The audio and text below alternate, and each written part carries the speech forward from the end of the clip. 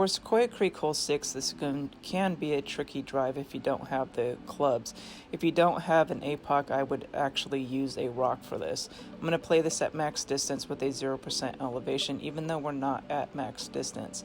I'm doing about 4 to 5 bars of top spin, max right spin, and I'm just aiming for basically the center of the outcrove there.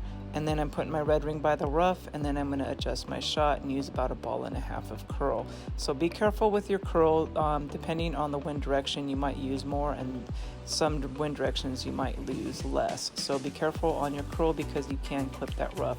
Here I could have done actually a little less curl because I did come close to clipping that rough, and I could have backed off the top spin just a tad.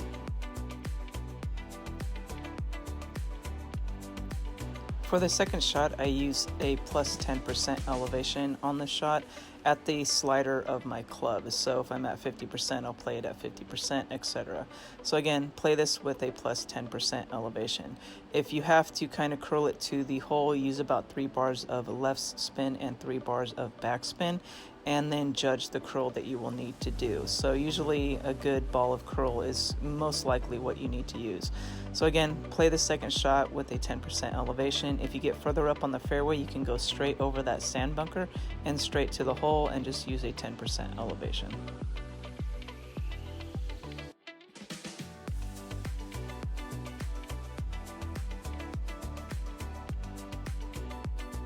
When we have a left to right headwind like this, I always like to use the rock hook because this is what we played in the tournament and it hasn't failed me yet. So basically I'm going to do max right spin and around 3 bars of top spin. If it's a less of a wind, you want to use about 2 bars of top spin because you can't go long. You're going to aim for the center of that tree and then do a full overpower and full slice, full curl as well.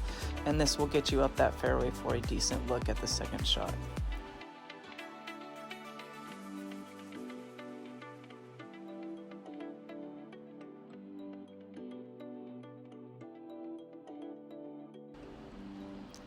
Here again for the second shot, I play with a 10% elevation. Since the wind was a left to right, it was going to make me adjust into that tree, and I really like to avoid that tree. It has bit me in the past. So again, I'm going to do about 3 bars of backspin and max left spin and curl my shot around to the pin. So be wary of your wind direction because if you adjust into that tree, you're going to have to use curl anyway, and it's going to throw the shot off, and you have a chance of hitting the tree. So stay away from that tree as much as you can. So again, for the second shot, it's going to be a 10% elevation.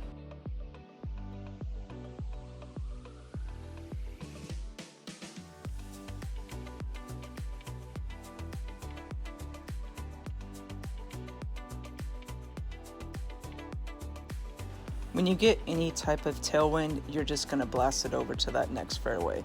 So here I have a Thor 7. I'm just doing max top spin and 1 right spin. I would switch to a power 3 ball just to help you out a little bit more.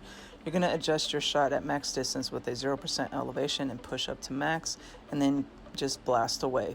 Here the great ball did hurt me, so I ended up in the sand, but even if you end up in the sand or the rough, you can still make the fairway on this, or make the green on the second shot. So don't be afraid of blasting it here.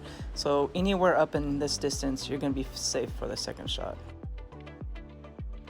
As you can see, for the second shot, even though I'm in the sand bunker, I still have plenty of room with my club, even if it would be a headwind, to reach the green. So I'm just basically just kind of trying to do my best to judge what percentage club I am. And you're going to play with this, you're going to play a 15% elevation. If you are on the fairway safely, play this with your long iron or short iron with a plus 15% over adjustment of your shot. So remember, if you go to the right, you're going to be using a 10% elevation for your second shot, and if you go to the left and you are on the fairway, you're going to use a 15% elevation for your second shot. Hopefully this guide helps you guys out, and remember, hit perfect and happy golfing.